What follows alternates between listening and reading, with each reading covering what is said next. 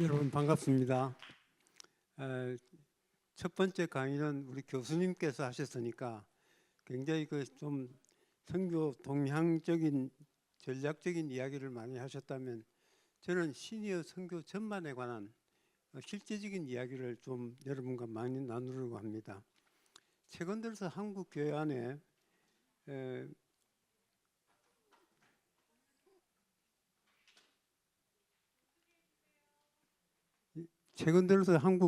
은퇴한 시니어들이 교회마다 급격히 증가하고 있습니다.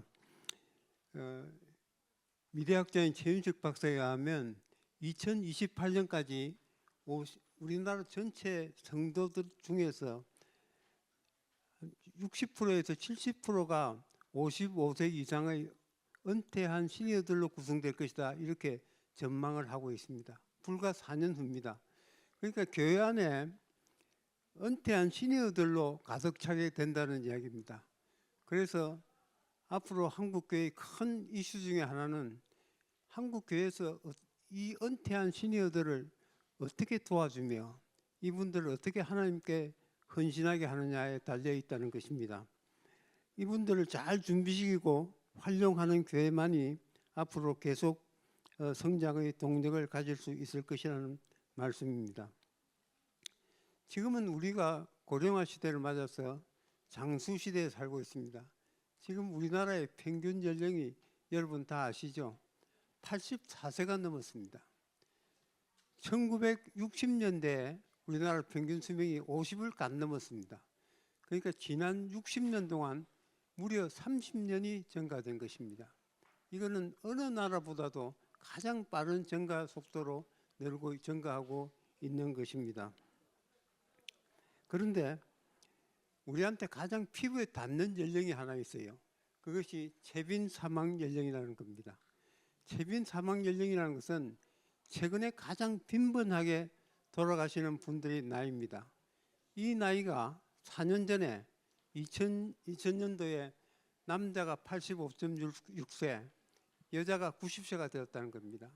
여러분 이제 아마 상가에 가보시면 돌아가신 망자의 나이가 자꾸 증가하고 있는 것을 아마 여러분께서도 느끼고 있을 줄 압니다.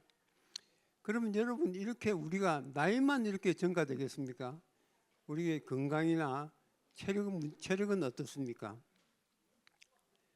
제가 경험한 아주 조그마한 예를 여러분과 함께 나누어 볼까 합니다. 1980년도에 우리나라에 여러분도 많이 기억하시리라고 생각합니다만 민관식 씨라는 아주 유명한 정치인이 계셨습니다. 이분이 80대의 나이에 아마추어 테니스 시합에 나갔다고 신문에 크게 난 적이 있습니다. 그때 다 놀랐습니다. 저도 놀랐던 기억이 있습니다. 아니 어떻게 80의 나이에 테니스를 치느냐고 그렇게 이야기를 했죠. 그런데 여러분 지금 동네 테니스장에 가보시면요, 80에 테니스 치는 건 아주 보통의 일입니다. 아주 자연스러운 일입니다. 저도 가끔 아직도 테니스를 치는데 저하고 같이 치는 사람들의 반 이상이 80대 분들입니다. 근데 한 5, 6년 전이라고 기억을 하는데 제가 인터넷 검색을 하다 보니까 우리나라에 100세에 테니스 치는 사람이 2사람이 있었습니다. 저도 깜짝 놀랐습니다. 제가 확인도 해보고요. 또 테니스 동영상을 한번 치는 걸 직접 봤습니다. 테니스도 곧잘 쳤습니다. 여러분, 물론 이런 분들은 아주 특별한 분입니다. 그렇지만 이런 분이 나올 수 있는 그런 환경이 되었다는 것입니다. 이제 나이도 그렇고 체력도 그렇고 우리가 느끼는 것보다 더 빨리 좋아지고 있다는 것을 우리가 느낄 수 있는 것입니다. 그러다 보니까 우리한테는 은퇴란 문제가 대두되기 시작한 겁니다. 예전에는 우리가 은퇴라 그러면 자기가 하던 일을 내려놓고 죽음을 기다린다는 그런 의미였죠. 그런데 이제는 은퇴하고 난 뒤에도 살아야 될 시간이 적게는 20년, 많게는 40년, 50년까지도 정말 우리가 견디기 어려울 정도로 이 기간이 길어지게 된 것입니다. 그래서 하프타임이라는 책을 쓴 바프 보드라는 분은 이제 더 이상 우리가 한 평생으로 살아서는 안 된다. 두 평생의 개념으로 살아야 된다. 우리가 은퇴 후의 후반전이라는 것도 생각해야 된다는 이야기를 하고 있는 것이죠. 은퇴라는 게 더 이상 죽음을 의미하는 것이 아니고 후반전이라는 새로운 하나의 인생을 시작하는 시점이라는 것이죠. 바프 보드는 이런 말을 남겼습니다. 인생의 전반전은 성공을 추구하는 기간이었다면 후반전은 의미를 찾아가는 여행이다. 이런 말을 남겼죠. 우리가 인생의 전반부에서는 자기 가족들의 생계를 위해서 자기가 하던 일을 내려놓을 수가 없었어요. 그렇지만 이제 후반전만큼은 자기가 정말 하고 싶었던 일, 그리고 자기가 인생에서 가장 중요하다고 생각되는 일을 해야 된다고 이야기를 하고 있는 것입니다. 그러면 우리 그리스도인으로서 이런 일은 어떤 일입니까? 우리한테 정말 중요한 일은 어떤 일입니까? 제가 한 교회의 설문조사를 보니까 첫째로 주님 앞에 설 때를 준비하는 것이라고 했습니다. 그렇습니다. 이제는 우리가 주님 앞에 설 날이 점점 다가오고 있습니다. 주님 앞에 설 날을 우리가 사모하면서 그날을 준비하는 삶을 살아야 될 것입니다. 우리 그리스도인들에게 이보다 더 중요한 일은 아마도 없을 겁니다. 주님 앞에 섰을 때 우리가 후회하지 않고 또 부끄럽지 않도록 나에게 주신 사명을 감당해야 될 것입니다. 두 번째로는 주님께서 우리에게 주신 마지막 선거 명령을 조금이라도 수행하고 싶다 하는 것이었습니다. 주님께서는 우리에게 지상 최대의 명령을 주셨습니다. 선교 명령을 주신 것입니다. 그 명령에 우리가 조금이라도 참여하고 싶다 하는 소망이 있다는 것이죠. 세 번째는 우리의 신앙을 다음 세대에 계승하고 싶다. 우리 손자 손녀들이 우리의 신앙을 닮게 하고 싶다, 닮아가는 걸 보고 싶다 하는 소망이 있다는 것이죠. 이러한 소망을 위해서 우리의 남은 여성들을 가는 선교사이든 보내는 선교사이든 선교에 헌신하고자 하는 시니어들이 지금 한국 교회 안에 늘어나고 있는 것입니다. 우리가 성경 속에서도 이런 선교의 중요성은 잘 알 수가 있죠. 간단하게 이야기를 하면요, 성경은 우리 편에서 보면 구속의 역사입니다. 그렇죠? 그런데 하나님 편에서 보면 하나님의 선교 이야기입니다. 하나님은 선교하시는 하나님이세요. 성경에서 보면 하나님께서 인류를 구원하시기 위해서 마스터 플랜을 세우시고 창세기 12장 아브라함에서부터 시작해서 지금까지 선교해 오신 분임을 우리가 알 수가 있는 것이죠. 따라서 교회의 본질은 선교에 있고 선교는 우리 하나님 백성으로서의 소명의 중심에 있는 것입니다. 이런 가운데 남은 여생을 하나님의 계획에 맞추고 그리스도의 증인으로 살고 싶어 하는 시니어들이 늘어나고 있는 것이죠. 그 중에서 이 풀타임으로 선교에 헌신하는 분들을 우리가 시니어 선교사다 이렇게 말씀을 할 수 있을 것입니다. 최근에 젊은 선교사님들의 전가세가 좀 주춤하는 가운데 있습니다. 그런 가운데 시니어 선교사들은 괄목할 만한 전가세를 보이고 있는 것입니다. 여러분, 그러면 어떻습니까? 우리 한국 교회에서는 선교사들이 많이 나오는데 선교지에서 이런 분들이 필요합니까? 예, 여러분, 최근에 선교지 상황이 점점 어려워져 가고 있습니다. 많은 선교사들의 활동이 위축되고 선교사들이 추방되는 일도 빈번하게 일어나고 있습니다. 특히 비자 받는 것이 참 어렵습니다. 그리고 선교사가 선교사라는 것을 나타낼 수 없는 지역이 늘어나고 있는 것입니다. 반기독교 감정이 정대되어서 복음만 가지고 선교하기 어려운 지역이, 그런 선교지가 늘어나고 있는 것입니다. 그런 데는 전문적인 직업을 가진 선교사들이 필요한 것입니다. 예를 들어서 평신도 선교사라든지 전문인 선교사라든지 비즈니스 선교사, 다양한 이런 선교사들이 필요한 것이죠. 그런데 여러분, 여기 전문인 중에서 전문적인 지식이 많고 또 비즈니스 경험이 많은 사람들이 어디에 많이 있습니까? 시니어들이 많이 있다는 것이죠. 선교지에서 시니어들을 필요로 하고 있는 때가 되었다는 것입니다. 또 지금 한국에 이주민들이 많이 들어오고 있습니다. 이주민들을 선교하는데도 시니어들이 하기에 정말 적합한 사역입니다. 또 통일을 대비해야 되는데 그 사역도 시니어들이 하기에 정말 적합한 사역입니다. 한국의 국내외적으로 시니어 선교사에 대한 수요가 늘어나고 있는 시점이라는 것이죠. 이런 것을 미리 예비하시고 주님께서는 한국 땅에 시니어들을 많이 선교사로 준비시켰다 이렇게 저는 믿는 것입니다. 여러분 제 이야기도 잠깐 들려드릴게요. 저도 오랜 동안 직장 생활을 하다가 50대 중후반에 선교사로 헌신한 말 그대로 시니어 선교사입니다. 저는 선교에 직장 생활을 하면서 선교에 관심이 많았습니다. 선교 단체에 가입도 하고요. 또 해외 출장을 다니면 선교지를 방문하기도 했고, 또 그때는 저희 집이 단독주택이었기 때문에 아래채는 선교관으로 내드려가지고 저희 집에는 항상 선교사들이 와서 한두 가정 와 계시고 했습니다. 그러다가 어느 날 주님께서 저는 보내는 선교사로 직장생활을 잘하면서 선교사를 돕는 사역을 하는 것이 내 소명이다 이렇게 생각을 했습니다. 그러다가 그 웨익이라는 국제단체가 한국에 진출했을 때 그때 준비위원으로 제가 섬기게 되었고, 그때 여러 명이 같이 함께 이 영국에 있는 웨익이라는 선교단체 본부를 방문하게 되었습니다. 아침에 가서 식사를 하는데요, 빵의 종류가 너무 많아요. 그래서 빵이 참 종류가 많다 이렇게 생각을 했는데 나중에 알고 보니까 이 빵들이 전부 다 그 전날 선교사님들이 그 이웃에 있는 빵집을 다니면서 팔리지 않는 빵들을 다 수거해 와서 먹는 거라는 걸 알았어요.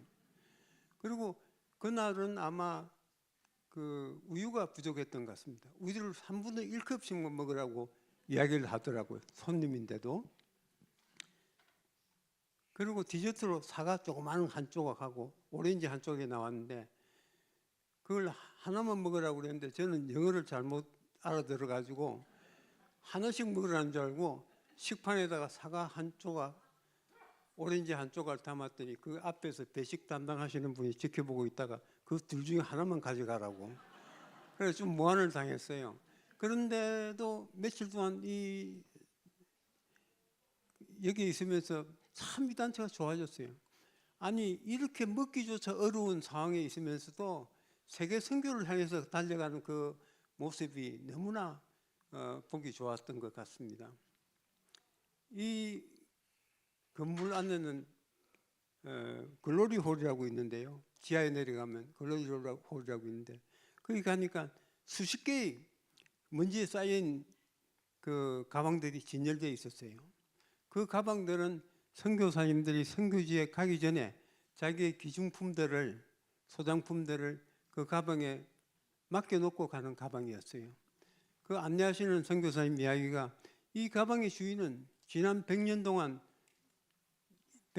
선교지에 가서 다시는 고국의 땅을 밟지 못한 사람의 가방이라는 거예요. 그 말을 듣는 순간에 가슴이 뭉클해지는 걸 느꼈어요. 그러면서 이 단체의 모토가 생각이 났어요. 예수 그리스도께서 하나님이시고 나를 위해서 죽으셨다면 그분을 위한 나의 어떠한 희생도 결코 크다고 말할 수 없습니다 하는 것이 그 단체의 모토인데요. 그게 생각이 났어요. 그날 저녁에 저희 부부가 마주 앉아서 우리도 가는 선교사 됩시다 하고 이야기를 했죠. 그런데 당장 직장 생활을 하는데 직장 그만두고 갈 수가 없으니까 직장 끝날 때 그때가 주님께서 불러주시는 때로 생각하고 그때 우리가 선교지로 이 단체로 해서 선교지로 갑시다 하고 저희가 결단을 했습니다. 근데 한국에 돌아와가지고요, 제가 나이가 50이 넘고 55이 넘어도요 직장을 그만둘 일이 안 생기는 거예요. 근데 저희 집사람이 하루는 오더니 저한테 그래요. 우리가 맛있는 물고기에 맛있는 부분인 몸통 부분은 우리가 다 먹고 이제 꼬리만 주님께 드릴 거냐고 그러는 거예요. 그것이 계기가 돼가지고 제가 회사를 사직하고 선교사로 헌신하게 되었습니다. 그때는 잘 몰랐어요. 나중에 생각해 보면 우리가 그 당시를 생각해 보니까 세상적으로 볼 때는 그때가 저한테 가장 높은 지위에 안정적인 직장으로 있을 때였던 것 같습니다. 여러분들도 좀 물고기 살점이 있을 때 헌신하면 좋을 것 같습니다. 저희들은 중앙아시아 키르기스탄으로 갔습니다. 그리고 외국 한국 본부에 와서 섬겼고 시니어 선교 한국을 섬기다가 지금은 시니어 선교 한국을 섬기고 있습니다. 제가 직장 생활을 한 것이 30년을 조금 못한 것 같습니다. 그것이 저로서는 전반전 삶이었던 것 같습니다. 그리고 지금 선교사로서 올해가 딱 20년째 사역을 하고 있습니다. 그러니까 선교사로서의 생활이 후반전입니다. 제가 전반전에서 가장 하고 싶었던 것이 선교였습니다. 그것을 후반전에서 하고 있어서 감사하게 생각을 하고 있습니다. 여러분, 우리가 역사적으로 시니어 선교사를 찾는 것은 참 어렵습니다, 여러분. 여기 저희 단체 그 외국 선교사 선발 기준을 해가지고 빨간 글씨로 30세 미만이라고 되어 있는데요. 몇십 년 전만 하더라도 30이 넘으면요, 선교 단체 허입을 시켜주는 단체들이 거의 없었습니다. 그러니까 육체적으로 강한 젊은이가 아니면 풍토병이나 이런 열악한 환경을 이겨낼 수가 없었죠. 그런데 지금은요, 교통도 통신도 발달하고요, 또 의료시설이 향상돼 가지고 선교지 상황이 많이 변화되었습니다. 노년의 나이에도 얼마든지 사역할 수 있는 그런 여건이 되는 것입니다. 이렇게 시니어 선교사를 우리가 찾아보기가 어려운 상황 속에서도 대표적인 시니어 선교사의 모델을 찾으라 그러면 유아학당을 설립하신 스크랜턴 대부인입니다. 이분은 40살에 남편을 사별했습니다. 그리고 자기 아들인 윌리엄 스크랜턴을 의사로 키웠습니다. 우리 한국에서 처음 선교사가 한국에 올 때 그때 자기 아들, 며느리, 손녀 3대가 같이 한국 땅을 밟았습니다. 이분은 우리 여성교육과 조선의 여성교육과 여성복음화에 가장 아마 많은 일을 하신 분이라고 감히 이야기를 할 수 있을 것입니다. 이분이 53세에 한국에 왔습니다. 그리고 24년간 사역을 하시고 77세에 소천을 하셨습니다. 여러분 53세에 왔는데 그때 53세하고 지금 53세하고 같겠습니까? 네. 그때 제가 찾아보니까요, 그 당시에 미국의 여자 평균 수명이 50이었습니다. 50 평균 수명이 넘은 나이에 한국을 오신 것입니다. 그런데 지금 우리 한국의 여자 평균 수명이 이제 87세가 넘었습니다. 그러니까 굉장히 차이가 많은 거죠. 그 평균 수명을 넘긴 나이에 오셔가지고 조선을 변화시키고 조선의 여성을 변화시키는 놀라운 일을 한 것입니다. 이분은 굉장히 그 조선인들한테 존경을 많이 받았던 선교사 같습니다. 돌아가셨을 때 수천 명이 양화전까지 20리길을 운구를 하면서 이분이 돌아가신 것을 아쉬워했다는 그런 기사를 본 적이 있습니다. 또 한 분 여러분한테 소개를 하고 싶은데요. 이분은 김영국 장로님이십니다. 소련 선교의 개척자십니다. 이분은 선교사라고 불린 적은 없습니다. 그런데도 제가 보기에는 가장 훌륭했던 시니어 선교사였다, 이렇게 말씀을 드릴 수가 있습니다. 저희 부부는 이분한테 선교를 배웠습니다. 그리고 지금도 가장 존경하는 선교사입니다. 이분은 그 나이 또래 분들 중에서는 드물게 러시아어에 아주 유창하신 분이었습니다. 왜 그러냐 하면 이분이 북한에서 태어나셨는데 평양사범학교를 졸업했는데 평양사범학교에서 러시아 말을 배운 겁니다. 그리고 남하하셔가지고 육군 장교로 일을 하셨는데 육군 그 정보부라든지 첩보대라든지 이런 데 다니면서 계속 러시아 말을 공부를 해가지고 그 당시에는 한국에 러시아 말을 아마 잘하는 몇 사람 가운데 들어갔을 거라고 생각이 들어갑니다. 소련이 개방되기 전에는 한국에 그 러시아과가 있는 학교가 한국 외국어대학밖에 없었습니다. 외국어대학에 그 러시아과 크리스찬 학생들을 하고 함께 성경 공부를 하면서 소련 선교회를 만들고 함께 기도하고 했습니다. 그 당시에 이분의 모습을 보니까요, 제가 기억나는 게 이분이 호주머니에 돈이 좀 생기시면요 가는 곳이 있어요. 극동방송을 가십니다. 그리고 극동방송에 가서 그 시간을 삽니다. 그래서 그 시간에 소련 땅을 향해서 복음 방송을 하는 겁니다. 그런 모습을 저도 종종 봤던 기억이 있습니다. 1989년부터 소련이 개방 정책을 쓰면서 한국 사람들도 안기부의 허가를 받으면 소련 땅에 여행을 할 수 있게 되었습니다.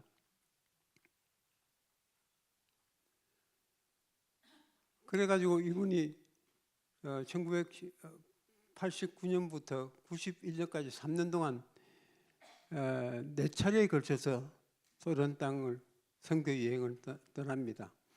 그 당시는 한국에서 비행기가 없었기 때문에 일본의 니가다에 가가지고 하바롭스크로 가가지고 하바롭스크에서 4년을 왕복을 하시고 또 남쪽으로 브라디보스톡, 아르좀, 나우도카 이쪽을 다녀오시고 또 거기서 대륙 횡단 열차를 타고 모스크바 갔다가 상페테르부르크에 갔다가 지금 중앙아시아인 그 타슈켄트, 알마티, 비시객 이 지역을 다녀오는 소련 전체를 다녀오는 여행을 4차례에 걸쳐서 하십니다. 그런데 이분은 도시에 가시면요 먼저 고려인들을 모아요. 고려인들을 모아가지고 고려인들이 그때 한국말 잘하는 사람 없었을 때입니다. 러시아 말로 복음을 전해요. 전하고는 내가 한국에 가서 선교사를 데리고 올 테니까 그때까지 여러분 기다리십시오 하고는 또 다른 도시로 갑니다. 그 도시에 가서 또 그 모아놓고 복음을 전하고는 또 내가 한국 가서 데리고 오겠습니다 하고는 한국에 돌아오셔가지고 신학교를 다니면서 선교사를 모읍니다. 그리고 그 선교사들 모아가지고 훈련시키고 그리고 그 선교사들 데리고 다시 가서 한 교회씩 맡기는 일을 하십니다.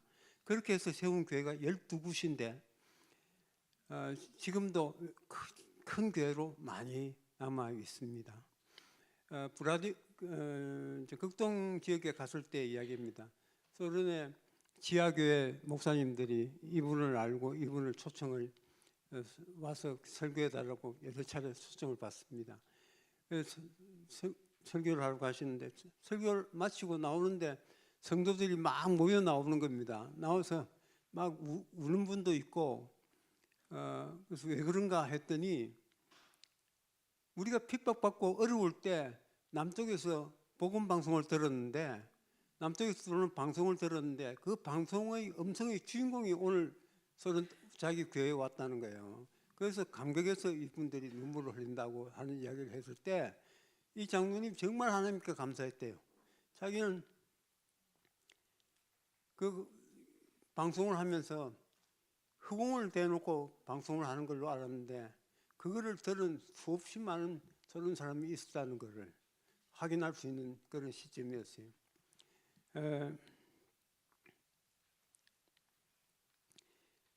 그 당시에는 소련이 참 열악했습니다. 비행장도 그렇고 또 기차역도 그렇고 난방도 잘 되지 않고 이런 속에서 여행을 하다가 너무 추운 지방에서 힘들게 여행을 하시다가 한국에 91년 11월 달에 돌아오셨는데 돌아오시자마자 바로 뇌출혈에 걸렸어요. 그래서 너무 추운 지방에 있다가 아마 더운 지역으로 오니까 아마 그렇게 된 것 같아요. 밤중에 연락을 듣고 제가 병원에 갔는데요. 볼 수가 없었어요. 근데 거의 희망이 없다고 이렇게 이야기했는데 소련 전 지역에다가 연락을 해가지고 지하교회에서 기도하기 시작했어요. 기적적으로 얼마 후에 깨어나셨어요. 그런데 그러고 난 뒤 한 10년 정도 더 사셨어요. 그렇지만은 사역은 할 수가 없었어요. 왜냐하면 기억력이 돌아오지 않아가지고 더 이상 사역할 수는 없었던 거죠. 근데 참 재밌는 건 러시아 말은 잊어버리지 않아 가지고 러시아어로 계속 번역하시고 하는 사역은 계속 하셨어요. 저는 소련 선교를 위해서 정말 하나님께서 쓰신 충실한 종이었다 그렇게 생각하고 위대한 평신도 시니어 선교사가 아닌가 그렇게 생각을 해서 잠시 여러분한테 소개를 해드렸습니다. 여러분 시니어 선교를 이해하려면요, 시니어 선교사들이 하는 사역들을 보면 이해하기가 쉽습니다. 시니어 선교사들이 하는 사역은 굉장히 우선 다양하다 이렇게 보시면 되고요. 가장 많이 하는 사역은 전문인 선교입니다. 전문인 선교는 전문적인 자기의 전문성을 가지고 직업을 가지고 선교하시는 분이다 이렇게 이해하면 좋을 것 같고요. 그 중에서도 가장 많은 게 대학 교수 그리고 한국어 교사 이런 사람들입니다. 대학 교수는 지금 한국 선교사들이 전 세계에 세운 대학이요, 좀 규모 있는 대학이 한 20개 정도 있습니다. 그 대학에는 교수 사역이라든지 행정요원이라든지 시설 관리라든지 하는 이런 선교사들이 많이 필요합니다. 교수 사역 하시는 분은요, 주로 한국에서 은퇴하기 전에 교수 사역을 하신 분이 대부분입니다만은 공무원 하신 분들 또 대기업 임원을 하신 분들도 좀 있습니다. 한국어 교사는 우리 한국 사람이면 누구나 할 수 있는 겁니다. 예, 여러분 조금 시간 내 가지고 교사 자격증을 좀 딴다면 갈 곳은 정말 많습니다. 그래서 이제 한국 분들이 내가 선교지에 가서 나는 할 게 없어서 선교지에 갈 수 없습니다 하는 것은 핑계거리밖에 되지 않는다는 말씀입니다. 그다음에 이제 그리고 이제 그 전문인 선교 중에서는 유치원 교사 또 초중고등학교 교사들도 있고요. 그 중에는 미술 선생 교사들도 있고 또 음악 교사로 가서 악기도 가르치고 이런 분들도 계십니다. 비즈니스 선교는 말 그대로 비즈니스를 하면서 복음을 전하는 분들입니다. 외국에 가서 비즈니스 하는 게 결코 쉽지는 않죠. 그렇지만 할 수 있다면 장점이 참 많습니다. 미래의 중요한 선교 수단으로 저희들이 생각하고 있고요. 예를 들어서 카페라든지 식당이라든지 양계장, 학원, 문구점, 소규모 공장 이런 일들을 할 수가 있습니다.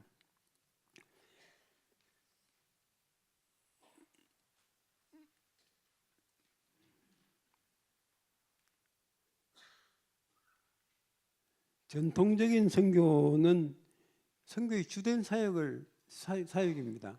목회자들이 교회 개척을 하고 또 제자 훈련을 하고 이런 사역들을 이야기를 하죠.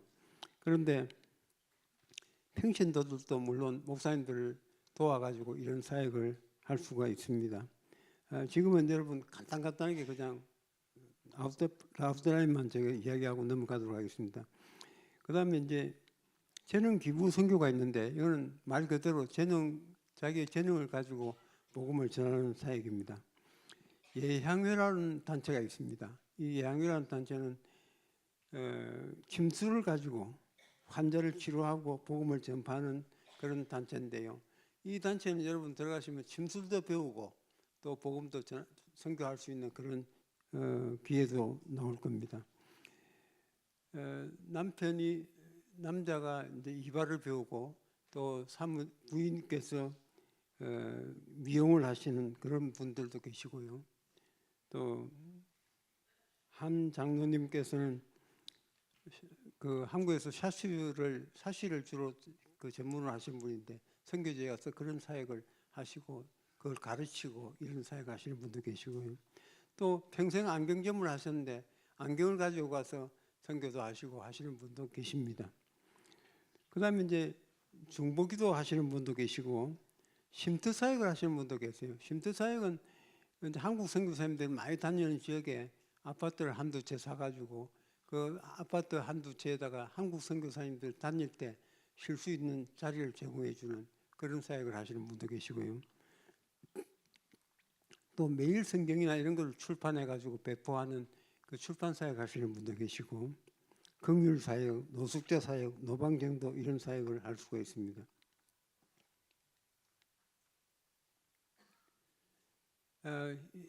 시니어들 중에는 해외에 나갈 수 없는 분들이 많으시죠. 이런 분들은 국내에서도 이주민 선교라든지 북한 선교라든지 선교단체 협력이라든지 이런 사역을 할 수가 있습니다. 그리고 이런 사역들이 시니어들한테 상당히 적합합니다. 이거는 다른 선택 과목에 포함되어 있기 때문에 제가 생략하게 되고요.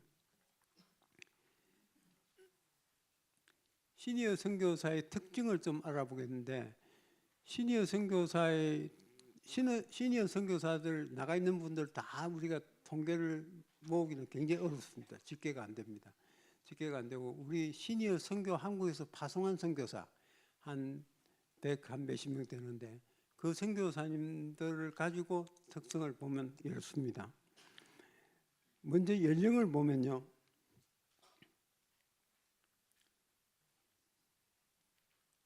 연령은 우리가 두 가지를 볼 수 있습니다. 파송할 때 연령을 구분을 할 수 있고, 또 지금 현재 사역하고 있는 분들의 나이로 구분을 할 수 있는데, 파송할 때 나이가 대략 몇 살인가 하는 것도 궁금하실 겁니다.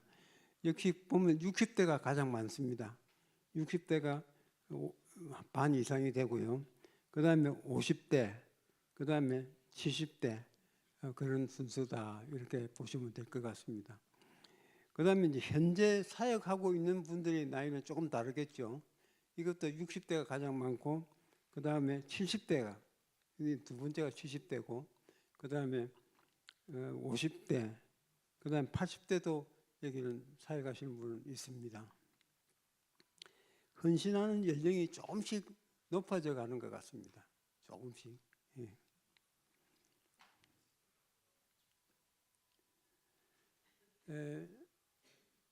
여러분 지역별로 보면요, 이제 해외 나가시는 분들이, 해외 선교사 나가시는 분이 한 80% 되고, 국내에서 이주자 선교라든지 이런 걸 하시는 분이 한 18% 정도 됩니다.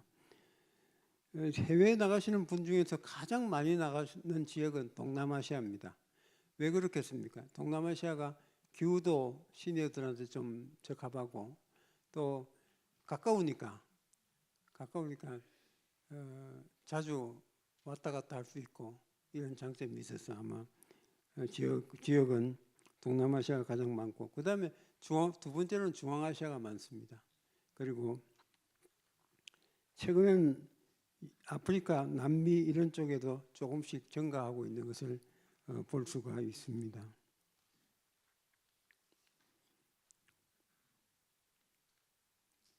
이 사역별로 보면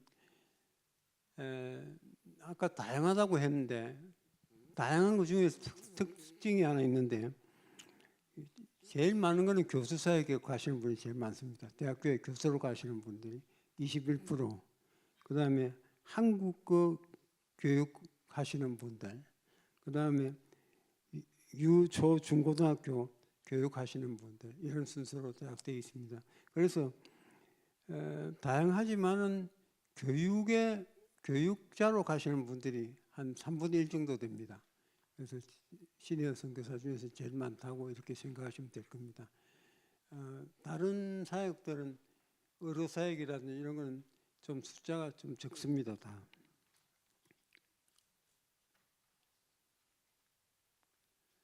시니어 선교사들의 강점은요, 이 젊은 선교사들을 비한 강점일 겁니다. 젊은 선교사님들은 자녀들을 교육하고 자녀들을 양육하는데 상당히 어려움이 많죠, 선교지에 가서. 근데 시니어들은 자녀들이 다 컸으니까, 자녀들 문제가 없으니까 그게 제일 강점이라고 볼 수가 있고요. 그 다음에 이제 연금이나 노후자금이 좀 마련되어 있으면 교회 후원금을 받지 않고 자비랑 하시는 분이 많으세요. 그것도 강점이라고 볼 수가 있을 겁니다. 실제 저희 시니어 선교 한국에 소속된 시니어 선교사님들 같은 경우에는 한 90% 이상이 자비랑 하시는 분이다 이렇게 생각하셔도 무리가 없을 것 같습니다. 그리고 그동안 사회에서 가졌던 다양한 경험들, 지식들, 또 전문성들, 그 인맥들 이런 것들을 이용해 가지고 자기 독자적인 사역을 하는 것보다는 가급적 기존 선교사를 도와주는 사역, 협력하는 사역 이런 사역을 하게 되면 굉장히 시니어들도 잘할 수 있다 이렇게 생각을 합니다. 시니어 선교사들은 약점도 많습니다. 가장 큰 약점이 무엇이겠습니까, 여러분? 네, 언어에 대한 부담입니다. 시니어들 가운데도 언어의 차이가 많이 있습니다. 많이 있는데 젊은 사람들에 비해서는 전반적으로 습득하는데 느립니다. 속도가. 그리고 그렇지만 언어라는 것은 우리가 선교하는 데는 피할 수가 없는 거죠. 그래서 장기적으로 선교지에 가시는 분들, 이런 분들은 저희들이 적어도 한 1, 2년은 사역하지 말고 언어만 먼저 공부하라고 권유합니다. 사역을 일단 시작하게 되면 언어를 배우기가 어렵습니다. 그렇지만 또 시니어 선교사들 중에는 한 2년 내지 3년 정도 단기로 가시는 분들이 많으세요. 그런 분들한테 가서 언어만 공부하고 그냥 가라고 할 수는 없으니까 이런 분들은 한 몇 개월 정도 기초되는 언어만 배우고 나머지는 같이 일하시는 선교사님들한테 좀 도움을 구하도록 그렇게 권유를 하고 있습니다. 시니어들은 건강 문제라든지 가족 문제라든지 또 재산 관리하는 문제라든지 해서 한국에 들어올 일이 많습니다. 그래서 적어도 1년에 한 달 이상 정도는 한국에 들어와서 한국에서 이런 일을 볼 수 있도록 저희들이 권유를 하고 있습니다. 시니어들 중에 가장 걸림돌이 있다면 뭐니 해도 건강과 나이입니다. 제가 이 건강과 나이를 뛰어넘은 두 분의 예를 여러분에게 들려드리고자 합니다. 김 선교사님은요, 대형교회 장로님으로 은퇴하신 분입니다. 이분은 은퇴하고 73세의 나이에 일본의 노방전도를 떠나셨습니다. 지금 올해 89세인데요. 지금 만으로 89세인데 지금은 코로나 이후부터는 지금 일본에 가지 못하고 있습니다. 몇 년 못 가고 있는데 제가 한 10년 전에 일본에 가서 이분하고 한 보름 정도를 같이 노방전도를 한번 해봤습니다. 그때 제가 보니까 정말 육체적으로 힘들 사역이었습니다. 물가도 비싼 데다가 참 어려운 사역인데 몸을 던지는 사역을 하시는 그런 분이었습니다. 또 한 분 제가 소개해 드릴 수 있는 분은 조한 선교사님이라고, 이분은 여수에 가면 MTI라고 선교단체가 있습니다. 선교사들한테 영어를 가르치는 단체입니다. 이 단체에는 영어권에서 영어 선생님들이 와 계십니다. 그 중에 한 분이 조한 선교사입니다. 이 조한 선교사님은 72살에 한국에 오셨어요. 한국에 오셔가지고 한국 선교사들한테 영어를 가르치기 시작했는데 올해 만으로 96세입니다. 그런데 최근에는 비행기를 탈 수가 없어요. 그래서 줌으로 인터넷으로 지금도 한국에 있는 선교사 후보생들하고 영어를 가르치고 있습니다. 여러분, 제가 두 분 소개했는데 어떻습니까? 두 분 다 72세, 73세의 선교사로 헌신한 분입니다. 시니어 선교사입니다. 그런데 얼마 전까지 85세까지 또 이분은 지금 96세인데도 아직도 선교를 사역을 하고 계시는 겁니다. 저는 그렇게 생각합니다. 주님께서 지켜주시고 함께 해주시면요, 나이와 건강은 저는 뛰어넘을 수 있다고 생각합니다. 정말 중요한 것은 열정이 아닌가 이렇게 생각합니다. 여러분 두 분 보시니까 어때요? 여러분 선교하기에 지금 많은 나이십니까?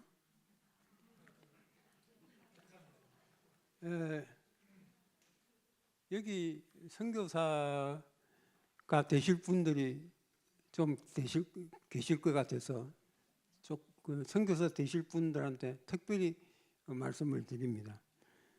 가끔 그 훈련을 받지 않고 선교지에 가시는 시니어들이 좀 있습니다. 나는 평생 신앙생활을 했는데 또 나는 선교지에 가서 보니까 그 정도는 내가 할 수 있겠다. 그래서 훈련을 안 하고 가는 겁니다. 그렇지만 시니어라고 해서 스스로 눈높이를 낮추면 안 됩니다. 시니어들도 반드시 훈련을 하고 가야 됩니다.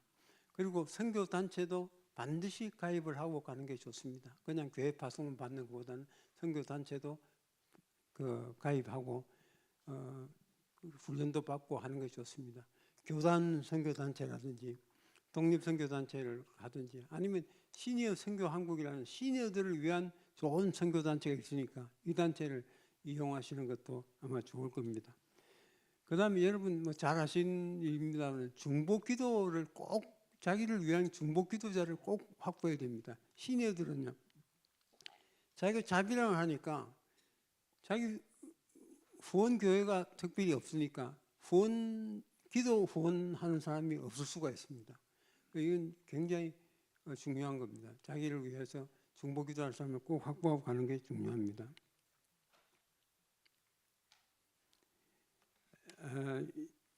여러분 시니어 선교사들이 꼭 갖춰야 될 게 있다 그러면 그거는 겸손히 섬기는 자세라고 생각합니다.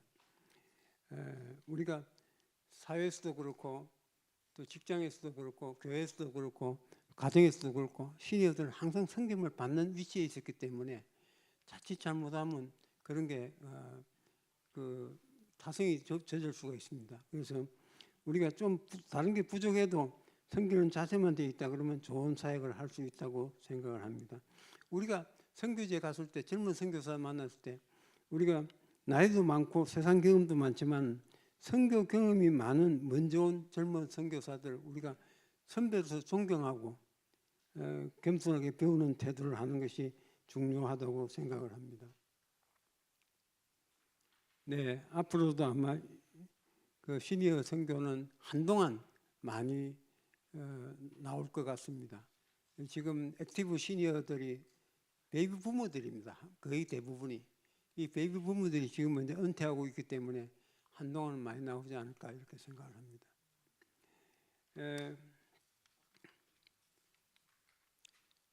하나님께서 고령화 시대를 맞아서 우리에게 이 땅에서 더 많은 시간을 허락해 주셨습니다. 후반전 시간이 길어지게 된 겁니다.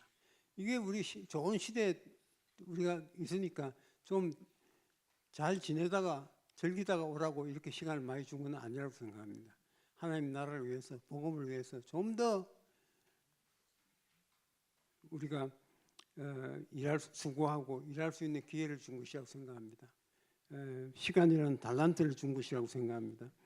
저는 여러분한테 두 사람의 그 도움이 될 만한 평신도 그리스도인들을 소개하고자 합니다. 이분은 호서대학을 설립하신 강석규 장로님이십니다. 이분은 몇 해 전에 103세의 연세로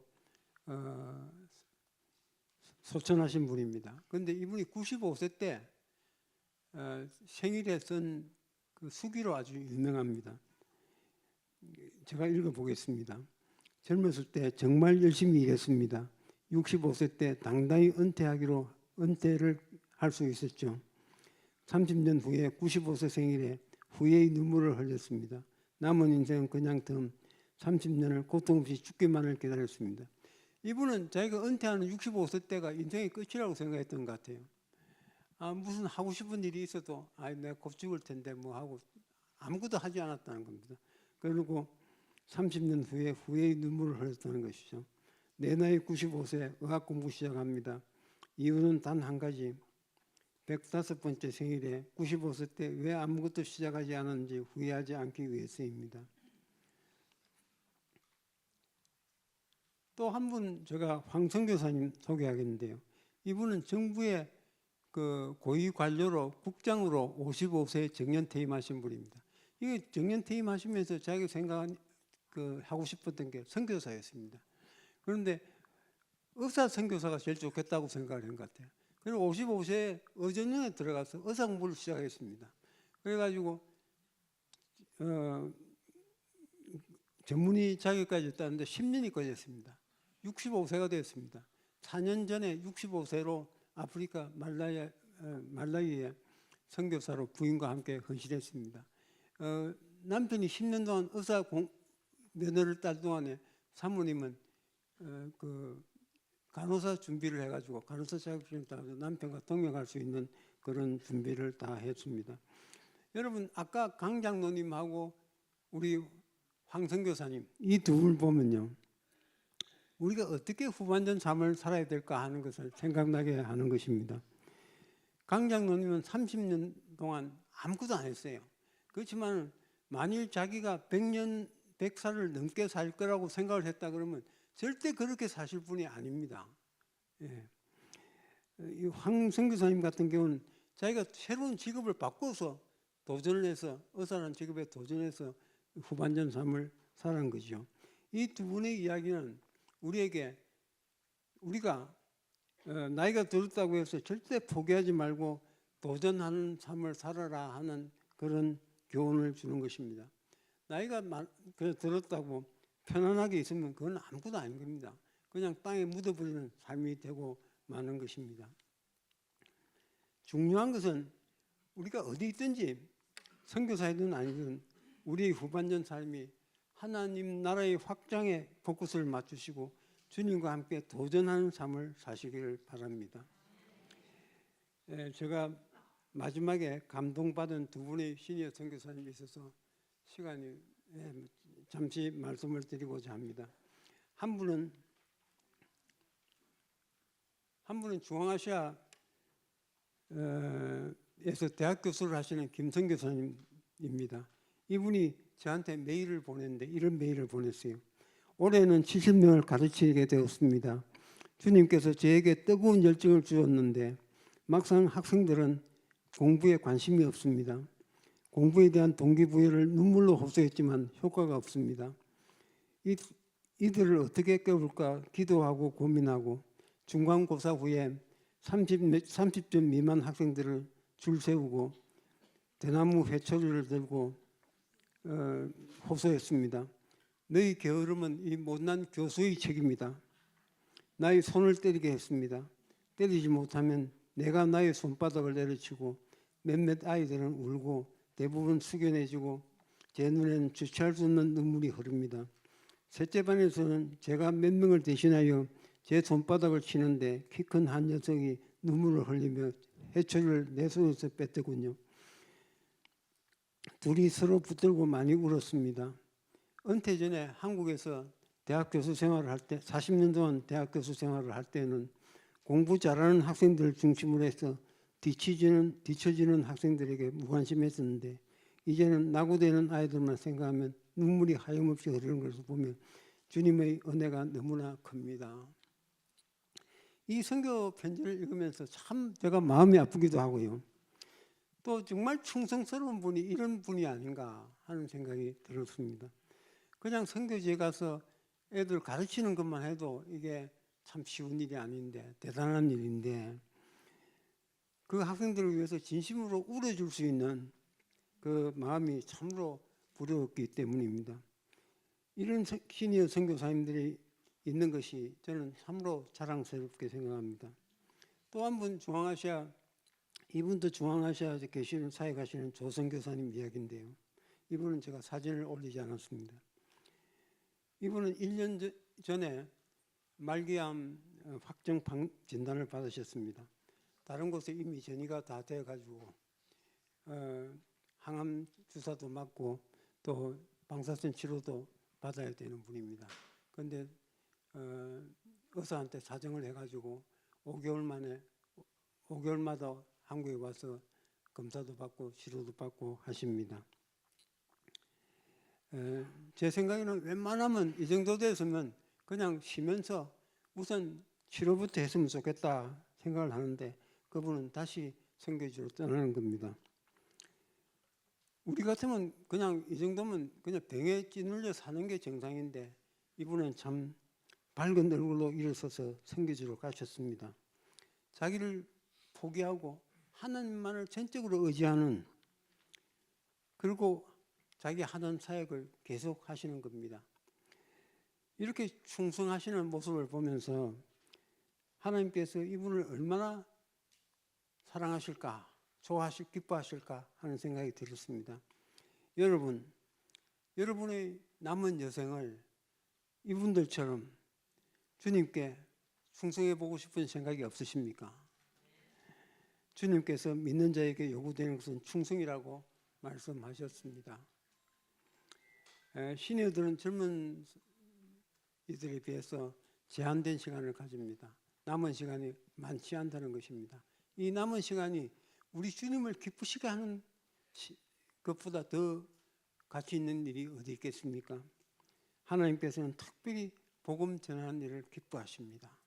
우리가 선교지에 가서 선교해도 좋겠지만 그렇지 못하더라도 우리가 국내에서 이주자 선교라든지 얼마든지 자기 있는 자리에서 선교할 수 있습니다.